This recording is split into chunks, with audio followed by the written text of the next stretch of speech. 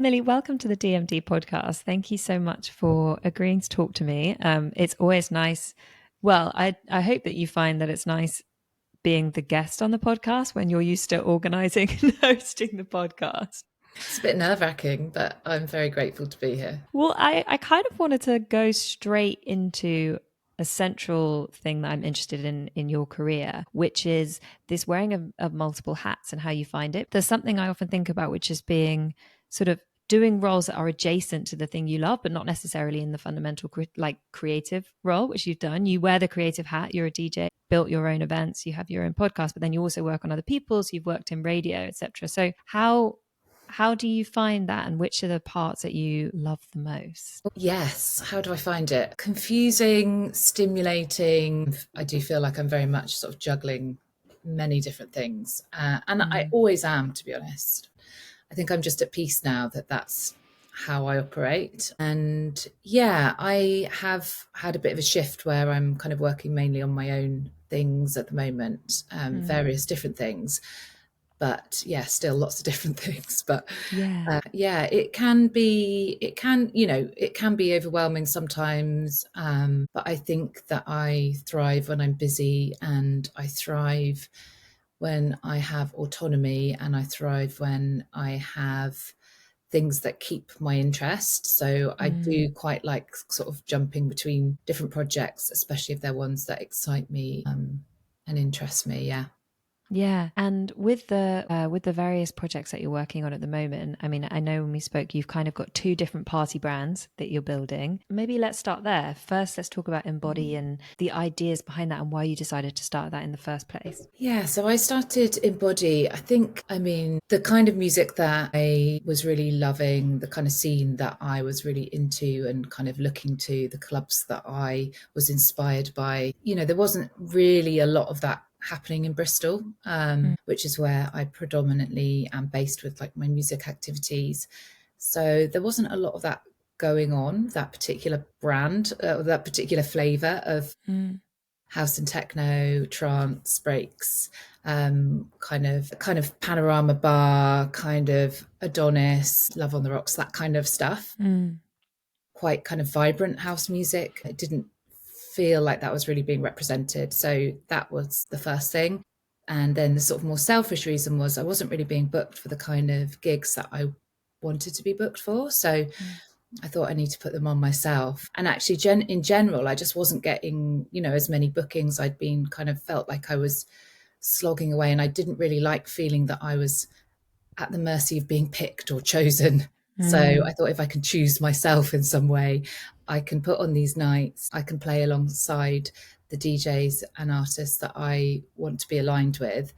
And that was those were the two kind of main reasons, I think. And along the way, because I've done a lot of events in my life, I've been involved in lots of other people's nights, and Embody was really about kind of wanting to do things my way. So wanting to do things also with the kind of ethical practice, ethical values that hold dear. So diversity, paying people fairly,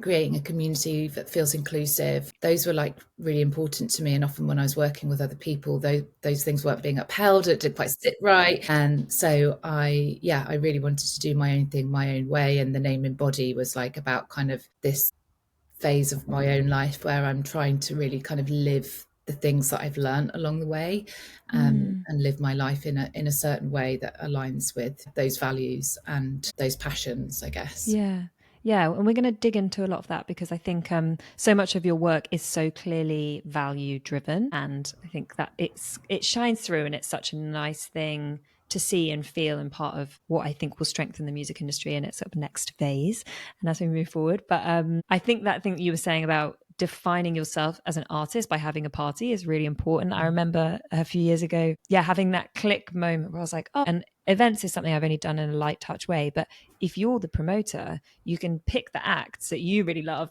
and then you can put your name alongside them, and it's almost like it's not a cheats way because it's a really hard work, but it's one way that you can start to really show where you see yourself sitting sound wise, etc., in a way that's quite difficult sometimes to communicate to other people.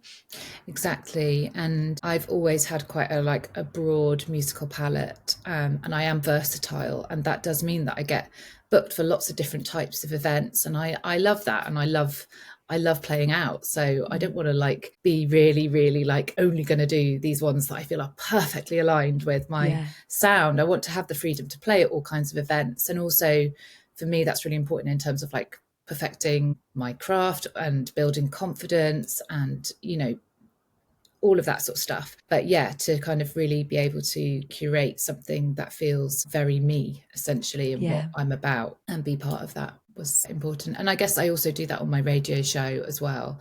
But I think the radio show came after the night. So that's continued that kind of thing, really. Yeah. Yeah. And radio is something that you've obviously had a really close relationship with, has been a big part of your story as a DJ and as a professional in the music industry. Can you share a little bit about your journey into radio, how you got started and where it sits in your life today? Yeah, for sure. So yeah, it's quite a long story. It's quite long. So yeah, I've kind of worked behind the scenes in radio for about 15 or 16 years. And actually my route into it was pretty unusual. I was actually I'm in recovery from addiction and mental health challenges, and I was actually in rehab when I did my first radio course, and I really got the bug. Basically, I was in a rehab where they have kind of different occupational therapy things, so like a aromatherapy group, gardening group, and one of those groups was radio production. So I just did a very basic kind of radio skills course, learning to edit in Audacity and just having a go on the mic and stuff. And I really loved it. I'd always been a big listener of radio, quite a kind of obsessive listener. I'd have certain shows I'd listen to all the time, and it was always a big companion for me throughout my life. So yeah, I really got the bug. It kind of brought together everything that I really loved. Music, of course. There was an element of performance. I'd previously been interested in acting, and journalism. I was really always very interested in journalism and storytelling. So those three things sort of came together beautifully in radio, and I just really got the bug, and I ran with it from there. I went and got a degree as a mature student when I'd kind of completed rehab, and from there I started doing as much work experience as I could. And then my first job out of uni was working in the arts and culture department at Radio 4 as a production coordinator, it was called, but I was really an assistant producer, basically, or a broadcast assistant. And from there, I kind of, got went on, did lots of various different things, from documentary radio to doing reports for Woman's Hour. And then most recently, I was lucky enough to spend 5 years at Radio 1 working on the residency until a couple of years ago. As I understand it, you were DJing as well when you were working at Radio 1 and on the music shows. Did you find there was any sort of hesitation in your ability to kind of come forward as a creator and be like, I actually DJ too, and I like the curation side of it? Or did it feel very natural doing it alongside the producing side? So, yeah, I mean, I was very much a sort of hobbyist, I think, when I first started there. I wasn't really seeing it as a career. Do you know what I mean? It was very much just something I was doing for my own enjoyment. And I think the deeper I got in through that show with the music that I was, the music that I loved, and sort of working alongside the kind of caliber of DJs that I was, I think it really inspired me to go further in a way. I was also working just before the residency, a music and mental health charity in Brixton called Raw Sounds. So that was working with people with quite complex mental health needs, and the purity of the engagement with music there, it was really I saw, the joy that it brought people, the escape that it brought people, the kind of comfort, and it was all about the process. Do you know what I mean? It wasn't about doing it professionally, and that was incredibly inspiring to me. That was really what started me on that path, I guess, because I was oh, I can just do it for the enjoyment, for the process, for the, you know, for the feeling that I get when I'm doing it, and I don't have to put any pressure on it. So that was inspiring. And then I did the residency, and then I think I started to become a bit more ambitious. But actually, it was when I left the residency that things kind of, that I went a bit more all in with it. Because yeah, there is that thing of, you're kind of comparing how small fry you are to these like massive stars that you're working with. But yeah, I mean, it was a great kind of training ground, because I was listening to mixes and tunes, and Yeah. watching how people operate from a kind of creative perspective, but also from a business perspective. Yeah, it is. It's an interesting thing, I think, because even I found of when you're on the outside of something and then you gradually start to become more immersed in it, how a lot of just the ways that the system works or the way that an artist develops themselves and the various sort of like plugs and cogs of the DJ machine, it's an insight that is quite hard to gain from the outside. You know, it helps a lot to in some way be on the inside, whether that's just going to events or, but you know, what you had there was like a very deeply ingrained kind of understanding of the beast that is dance music and house music and how DJs develop and appear. Yeah. And I mean, another thing that, you might don't want to be going off on a little bit of a tangent, because I'm in recovery and I was in recovery, you know, throughout all that time. I also noticed like some of the mental health challenges that a lot of the artists I was working with were having, whether they were just more sort of everyday anxiety of having kind of blown up very quickly, or, you know, challenges with substances, things like that. You know, Yeah. I was having kind of more and more conversations with managers and sometimes artists about things around mental health and potentially addiction. And that was another one of the seeds that kind of started to sort of grow in my mind about the podcast, that I then started as well, Yeah. Back to Yeah. Life, and then my kind of coaching practice, which I've just started as well, so which is specifically within the music industry. Yeah. So yeah, there's lots of things that have led to where I'm at now. To where you are now. Yeah. So I remember when I did my last podcast, so that would have been about 5 years ago, interviewing someone who was setting up it was essentially like a therapy, a practice, but specifically with therapists who had worked in the music industry and working with labels, because they were saying that the protection of people working in the music industry was so behind what it needed to be because of the various challenges of that environment, and that almost people who had some understanding of that industry that was needed in the therapists that were working with people who were struggling with these various challenges, because of the fact that it's such a specialist industry, there's such unique pressures. Everyone has a perception of what it is from the outside, but actually from the inside the challenges can be quite different. Did you find that you were able to kind of, I guess, relate quite easily to some of the struggles and things that you were witnessing, even though at that point you weren't, as you say, exploring it in your work or practice? Yeah, I did. I think I felt my hands were a little bit tied because I was a producer. I wasn't a coach or a Yeah. therapist, or but in my outside of my work, I've been mentoring other people in recovery for a lot of years now. So I was used to kind of working with people one to one who are going through all kinds of things. And so I felt like my hands were a bit tied in that role, because obviously I couldn't overstep the boundaries of my role. Mm. But yeah, I suppose I didn't have the as much experience as a DJ, but I kind of knew the industry. Yeah.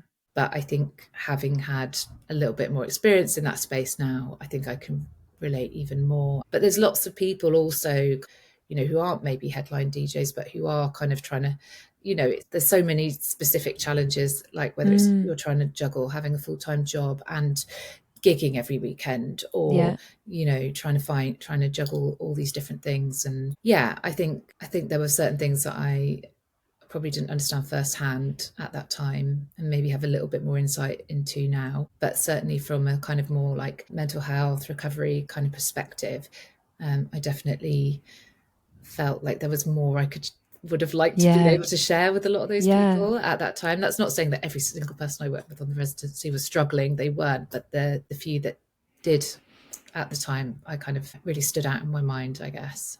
Yeah. Well, I think Back to Life it was a brilliant podcast. It's such an important thing that we talk about in the industry. And I think particularly because there's such a pressure to appear a certain way and kind of talk about the fun stuff. And, you know, it is we're in the entertainment industry. And that means that the spaces to be really honest are lacking.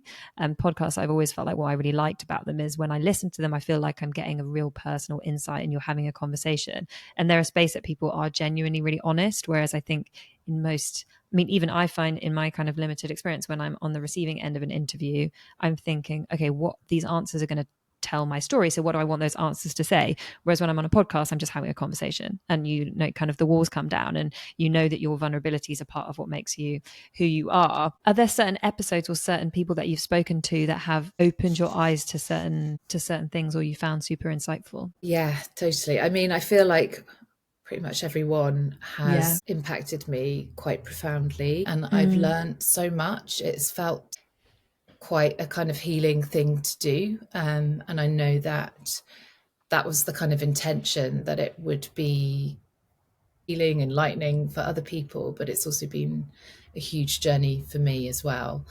And having those conversations has always just felt like such a sort of privilege. My first guest was Eris Drew, which was an absolute dream come true first guest. And that actually came about because I'd worked with her on the residency and we'd got on really well. So she agreed to do it, which was huge, you know, a pretty good start. And she just has such an incredible perspective on things. The interview was so inspiring in so many ways, and just little things that she said have always stuck with me. One thing that was like a really kind of simple thing that she said, but has always sort of like, I really kind of carried it around with me like a bit of a totem. She was like, just take yourself seriously as an artist, even if no one else does. So I started doing that. And I think that that kind of, you know, it's like you have to kind of embody the thing you want to be. She also sort of spoke about how the perspective that she has around music and sharing music, and how art can be used to kind of process pain and trauma collectively. She sees it through a kind of healing lens. And that was really incredibly comforting to me, because I think I've always been drawn to music, but I think, you know, in this world, we're often told that it is a bit sort of shallow or ornamental, but actually I've come to realize it's completely fundamental to living. Mm. I can't personally live without art, music, creativity. Like, my life isn't worth living without it. And actually, the more I've engaged with the things that I love, music and creativity, I feel that the more alive I've become. I saw a quote recently that was like, you find your purpose, it's not about the thing that you do, but it's about what it inspires in others when you are doing your thing. And so Mm. in a way, it doesn't matter what it is, essentially. It's like, the fact is that you're doing the thing you love, and that carries a message to other people and gives them permission to also pursue what they love and enjoy. I think the other one that really, I mean, there's been so many amazing guests that I've had. I think Lauren Flax really stands out as well. I mean, she just spoke so incredibly honestly, and we were both kind of in tears in the interview. And she spoke about some really deeply personal, traumatic stuff, but there was also like so much hope that came through that interview, and it was just incredibly inspiring. And again, kind of really did, I think at the time that I spoke to her, I was also kind of really feeling quite lost with everything that I was doing, and feeling I might, you know, like, what am I doing here? Like, I feel like I'm kind of banging against loads of closed doors, and I was really experiencing like the pain of not being chosen, of feeling this constant rejection. And I was like, Mm. why am I putting myself through this? And then I think after speaking to her, I sort of had like a light bulb moment that I needed to choose myself and back myself and put that first. So yeah, so that was really a really powerful one for me as well. Do you think doing the podcast has made you more comfortable with understanding your own narrative and your own stories, and also your own relationship with recovery? Yeah, I definitely think it has. I think we make sense of our own lives through hearing other people's stories. And so through hearing other people's experiences on such a sort of intimate level, I've definitely like made sense of parts of my own life. As I sort of like spoke about, you know, that kind of feeling so drawn to music and feeling like, is this meaningful enough? Like, I don't know, you know, and then realizing that it is, you know, if it's meaningful to me, then that's enough meaning, and it's also meaningful to other people. And yeah, I think having those conversations, I mean, I think, you know, as life unfolds, things start to make sense and you have new insights all the time, but certainly having these conversations, I think, has done. I also think having something that was so based on my personal experience, it was just quite powerful to have something that came from the dark part of my life and the light part of my life in a way, and combined together, Yeah. and to see that resonate with other people, I think has given me a sort of liberation in a way, that it's okay to be me, you know, putting something like that into the world and seeing it resonate with others, and find a community of people who really connect with it. You know, I've had so many amazing messages from people who've got a lot from listening to the podcast or particular episodes. And so in that alone, it's, you know, it's made me feel less alone with this and made me feel more confident in showing up, you know, fully as I am without having to kind of edit parts of myself Yeah. from the story. And yeah, my confidence has certainly like grown through doing it as well. And as life kind of unfolds, you know, you get new insights. And so the podcast has kind of followed my journey a lot. Have you been amazed about the amount of people that have had experience with quite complex mental health challenges? For example, I was listening to your conversation with Logic 1000, and I was aware of her as an artist and kind of a fan of her, but had no idea of the journey that she'd been on.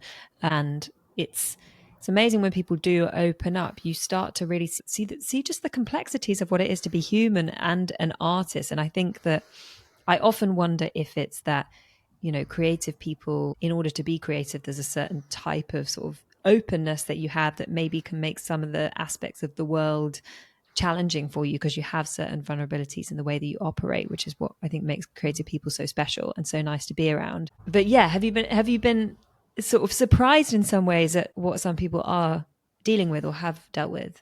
Yeah, definitely. I mean, surprised and never surprised, if you know what I mean. I'm surprised and never surprised because I do feel that, you know, I mean, this myth of the normal person, you know, who are these people? I've never met one. You know, we've all got our challenges. We've all got things that we're recovering from. I actually remember once I was in a rehab, and the cook for the rehab said, you know, we're all recovering from something. You know, I might not have been through what you've been through, but you know, I lost a child, and I'm still recovering from that. And I think that's another, you know, that's always stuck with me. Like you said, I think it's the human condition. Like we all have so much beneath the surface, that whether it's you're recovering from trauma in your childhood, or you were bullied, or, you know, but the kind of the mental health story that it tells, I think, yeah, I mean, the Logic 1000 episode was really, really powerful. And I felt so honoured that she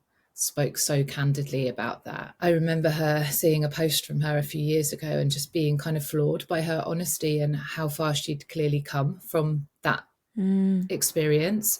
And that in itself just is such a message of hope, without even going Yeah. into the nitty gritty of it, which we did in the episode. Just to know that she was there and now she's here, I think gives so much hope. Because when you are in the thick of it, and struggling with mental health, or feeling excluded, or feeling like you're not moving forward, you know, there's that hopelessness that comes with it. And there's also that sense of isolation.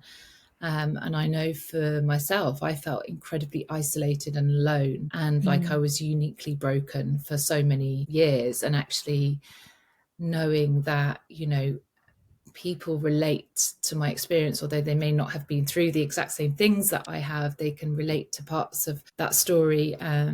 Yeah, it makes you feel less alone. It makes you feel part of the human race. Yeah. rather than in your own little silo of pain. Yeah. Which I think segues nicely onto something else, which I want to talk to you about, which is your development as a coach and deciding to kind of explore that. What was the spark, and then what's the role of a coach, and how does that come to life in your practice? So I think I always thought I would do something from really young, from my very first experience, because I was in kind of therapeutic interventions from when I was from the age of 12 onwards, essentially, from hospitals and counsellors and therapists, all sorts of things over the years. So I think I always thought that I would be some kind of therapist or something. That was always something I felt a kind of resonance with. I've always been absolutely fascinated with kind of, I guess that's my twin sort of passions, like music and psychology, why we do what we do, how we think and behave in the world, and all of that sort of stuff like absolutely fascinates me. So if I'm not listening to music, I'm listening to podcasts about, you know, healing, spirituality, psychology, all of that stuff. And yeah, I think when I kind of got into long-term recovery, because I'd been in this world of kind of rehabs and therapeutic interventions, I just really wanted to do something different. I wanted to step away from that world and experience the rest of the world, essentially, or a different side of life. But it was always in the back of my mind that it's something I would come back to somewhere down the line. I think, yeah, doing the podcast really kind of made me realize just what a need there is for this. And then because I'm doing the podcast, also my lens is very like tuned to other people's stories when people are talking, and realizing that this is something that so many people are struggling with and needing help with. And you know, the way the world is, like, services are being cut. It's like you could say to someone, yeah, just go to therapy, but it's not that simple for a lot of people. A lot of people can't find the right therapist, or don't have the means to have therapy, or you know, they can't find the right help. And so it just felt like there was like a need for it. And I think when I had my son 5 years ago, I think it felt like very much like a new era for me in all sorts of ways. And I started to kind of reassess everything. And actually everything's changed since that time in so many ways. But yeah, I did, when we sort of came back after like a couple of years post sort of the first lockdown, so probably into my second season of the podcast, I started to do a counselling foundation. And thought, now's the time. I then felt, you know, I didn't actually kind of go on and become a fully qualified counsellor, but the thought was still there, really. I've also, through my recovery, have spent like the last 15 years kind of mentoring, or I'm in a 12-step recovery program, so it's called sponsorship. But what it means, it's not, you don't give them money, you spend time working one-to-one with someone and kind of walking through their early recovery into long-term recovery sometimes. So I'd worked with like a lot of people in that time, and really always got so much from it, really. So yeah, so it kind of made sense. Like, again, like all the parts of my experience kind of led me to this, and then it was just about finding the right course. And last year I actually experienced burnout, really. Had quite a kind of, I just had an experience where I was just like, I can't do the work that I'm doing, the day job that I was doing, which was kind of producing podcasts. And I was just finding, and it was all, you know, by then it had all been remote for a while, and just the kind of constant deadlines and pressure of that just felt like it was incompatible with everything else that was going on in my life. And without having the plug-in of being around other people and collaboration. Exactly that. And yeah, I'm neurodivergent, so I've experienced burnout a few times in my life, and that was the most recent one. And yeah, I took some time out to spend time with my son. We moved house, and all these ideas were kind of germinating, and I was just searching for the right course, basically. And I found an amazing course through the Mo Foundation, and I eventually did it. And I am very sort of like quite newly qualified and just working with the first few clients. I've been working with 5 or 6 people over the last few months, and I've found it, again, I really get that sort of feeling of feel like I'm really in my purpose there. And all the people I'm working with are people, musicians, DJs, producers, promoters. And I'm finding that, having this twin experience of the kind of recovery and the music industry is, again, like just really able to meet people where they're at. And I feel like I've had these like really kind of powerful experiences where I've just felt like so deeply connected to the client in front of me, and just able to be like super present. As a person with ADHD, there's not many things where I can be super present. Coaching with a client is one of them, and when I'm like having a mix, basically, it's like those are kind of the two where I feel really like present and really like engaged. And it's been really beautiful, and the kind of the bits of feedback that I've got have been really encouraging. So it's good. It's been really it's good. Interesting because it's kind of the mix, and DJing and parties is like the loudest space in the world, and then the coaching when you're one-on-one with someone is almost like this really quiet. And I relate to find that sort of in podcasts or even producing versus DJing, that moment of quiet and calm and just focusing on the task, and that moment of like lots of people and busyness are both equally kind of therapeutic in very different ways. I'm also really interested in becoming a parent and how that's changed. I'm slightly obsessed at the moment with parents being superhuman. I feel that I'm witnessing, a lot of my close friends, because I'm in my early 30s, so it's like a lot of my close friends, my sister, people that I know very, very well having children, and their clarity and their kind of ability to do things, there's just a shift that goes on. And I was wondering how you'd found that becoming a parent and freelancing and the things that maybe it shone a light on for you. Oh yeah, big question. I mean, it's huge. The shift that has occurred is huge. I mean, it obviously, it means you have less time. Do you know what I mean? You have less time, so you have to be really intentional with your time, which I'm not always still, but I We're have all been trying. more. I had this like amazing period when I first went back to work, and when I was just starting tentatively to go back to work, and my little boy was kind of 9-10 months or something, and they'd have these 2-hour naps in the day. And I just had this laser focus where I could sort of felt like I could just smash out a day's work in 2 hours. It's gone now, but it was good while it lasted. And I mean, it's such a big question. It's like this, I feel like I learned so much through my child. I mean, and I think the hardest part of being a parent is the emotional side of it, really. Like, I think for me, I've very much wanted to be a conscious parent who is kind of breaking patterns. And so that's meant that alongside parenting my son, I've been on a whole reparenting journey myself.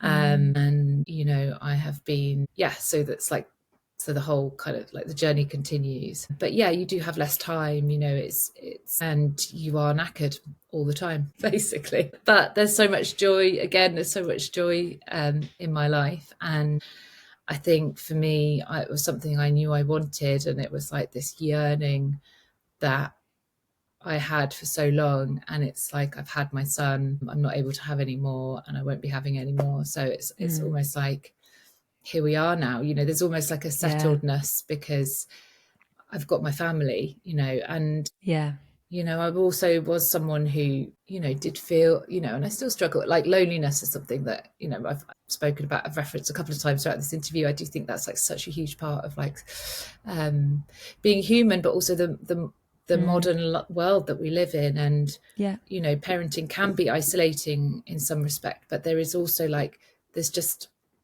there's a deeper loneliness that has left since I've had him, because I just feel this love pouring out of me every day, which I know will never, do you know what I mean? That love will always be there. So, and he's, he's wild, and he is a lot of fun. Do you find it interesting, and was it in some ways a surprise that your bookings are kind of increasing and maybe getting more exciting? Maybe this is just an outside perspective, but getting more exciting as you're getting older, because there is obviously this narrative that you always have in the music industry of like, oh, am I going to kind of cross past a peak? One of the things I actually love about dance compared to maybe other genres is that that story of people having more success as they get older and stuff, it does seem to be the way, but it still feels like a surprise maybe when it happens. 100%. I think, I mean, when I started DJing, started learning to DJ when I was 38, and I never thought it would be anything more than a hobby or something I did at friends' parties, because I'd never seen anyone who started later go beyond that, really. Do you know what I Yeah. mean? So Yeah. it was never in my mind, you know, that like if you can't see it, you can't be it. So it's all a surprise. I mean, it's all been a surprise. I mean, you know, I'm now at a point where I'm kind of playing pretty much every weekend, and yeah, I've been playing kind of bigger shows and recently, and it's taken, you know, it's kind of like 7 years later, and I'm starting to actually believe this could be more than a hobby. You know, it's Yeah. taken a while to catch up with it, but yeah, I think you know, people say things like quite kind of trite, like, oh, you know, age doesn't matter and stuff. But, you know, we all know that it does, and that we live in a very ageist society, or, you know, but I think, yeah, it's kind of, I think that's another thing that, like, I know that, like, I hope people see Mm. that and feel like there isn't an age limit on it, because I think one of the saddest sort of stories we're told is that as you get older you need to give up everything that you enjoy, and like, you know, it's, I just don't think it's true. I think, like, yeah, and I think things are changing. I think there is more acceptance. I've never felt really like discriminated because of my age. I feel fully accepted by younger people. And yeah, I think also, again, like going back to the residency, seeing people like Eric and the Blessed Madonna, Mm. and people like that who were like having enjoying success in their 40s, but they were people who'd been doing it since they were teenagers. And then, do you know what I mean? So I still felt Yeah. like, but still a bit different from, I hadn't seen anyone who started later and gone on to make kind of a career of it. Yeah. So yeah, definitely, it's yeah, it's pretty cool. Yeah, but it does make me feel like there's more of an acceptance around it. And as you say, I think it's probably largely thanks to the breakthrough of artists like that, you know, like the Blessed Madonna, of course, people have been aware of for a really long time, but all of a sudden you're like, oh, signed to a major, like huge amount of kind of scale around what she's doing. And I also think of even people like Nicole Maduba, and just so many of these names that are really cutting through at like a much later stage does mean that then if someone is starting at a later stage, it doesn't need to be so impossible for Yeah, them anymore as an idea, because of the fact that you have people out there doing it. yeah. Um, And it's, but yeah, I mean, you see, I mean, I've seen so many people starting, well, women particularly starting sort of later on in life and in recent years. And I think it's just, it's very, very cool, because a lot of people from my generation, like, we didn't have like the access that young women have now, in terms of like DJ courses and like the internet giving you like tips or stuff. Do you know what I mean? It wasn't accessible in the same way it was, and it was so incredibly male dominated yeah, that it did feel quite daunting. I mean, I always did know that female DJs existed, but you know, they were so few and far between. They seemed like a special kind of breed. yeah, Whereas I do think now, yeah, so I think, yeah, it's nice that like it's opening up more and more. And I think that it is, you know, it's a broad church and there's room for everyone to do their thing, essentially. Yeah. yeah. Yeah, for sure. And I think it's in any career, in any stage, I think it's just a really positive story that you can make your own choices and you can build what you have, and nothing is closed off to you. And particularly actually when I think back to the conversation we were having around mental health, and it being particularly there being some very specific challenges in the music industry and in DJing. I know, at least for myself, I'm a more robust place to deal with those challenges. And also things like, you know, I'm not as bothered about like going full hard at the party now as I would have been when I was younger, which means I can DJ more because I don't need to go to the after party and the after party. So you're in a little bit more of a better position to Yeah. manage some of the challenges of being in party as your job. Yeah. Yeah, definitely. I do think like being sober is my superpower. I just would not be able to do what I'm doing if I wasn't sober, because, you know, I go to a gig and usually my little boy will be dropped off with me the next day, and I'm able to just function and do a day and it's fine. You know, I am tired, but I'm always tired anyways. Yeah. At least. And yeah, I mean, people always asking me like, oh, how do you do it? How do you stay up so late? You know, and it's makes me feel alive. And it's like, I'm so grateful that I have that. I have like this almost like a double life where, you know, I'm the mum at the school gates, you know, taking my little boy to swimming and and taking him to drama and all this sort of, you know, all these sorts of things during the week. And then I get to like dress up, go out and like just live a completely different life. And it gives me a feeling of aliveness, you know, and it's my passion. So, and once you're there, you know, you're awake, the adrenaline kicks in, and you know, you're not going to fall asleep in the middle of your set, are you? Do you know what I mean? Yeah. My sister was a midwife. She was working night shifts. It's like, she's always like, yeah, of course, you just do it. You know, she was working night shifts with a toddler. And so she's the only person who gets it, really. Everyone else is like, how do you do it? She's like, of course, you just do it. You just do it. Did you, it's like sort of side question, but was it a big thing for you moving from London to Bristol, or was it a very easy transition? So I moved from London basically the day after I had my son. And I didn't know that we didn't know at the time that we were going to move to Bristol. We just knew that we were going to leave London. So Wolfie's dad just was like, hard no to London. I was living in London at the time. He was living outside Oxford. And, you know, I understand why. It's maybe quite a tough place to bring up a child financially, and also just like the environment there is it's quite maybe not like, I don't know, I've not done it, so I can't say, but yeah, we moved. I mean, I guess I didn't really want to move. Yeah. But I did want to do the right thing by my partner at the time and my son. And then we moved to Bristol. And actually, it turned out that like in Bristol, because of the kind of more close-knit music community there, that actually I got loads more opportunities there through music. And then I've actually moved from Bristol to Stroud. So gone from big city to smaller city to countryside town. Which is like 40 minutes outside of Bristol. And again, it was quite driven by my son's dad. But I'm so happy to be here. I also felt like this real yearning just to be closer to nature. The cost of living here is a lot lower, which means that I am able to focus more on my creative pursuits without the kind of pressure of having to make so much money a month. So I can kind of get by on a bit less here, which eases up the pressure. And I just love the environment here, and I love the people here. It's a really creative place, in and out of Bristol most weekends. And I do think the fact that I have this like countryside sort of small town base, but then I'm traveling to gigs every weekend, it's almost like I've got the best of both worlds there. So I quite enjoy that. And yeah, I've got a cat and a garden, so I'm happy. What more could you need? Exactly.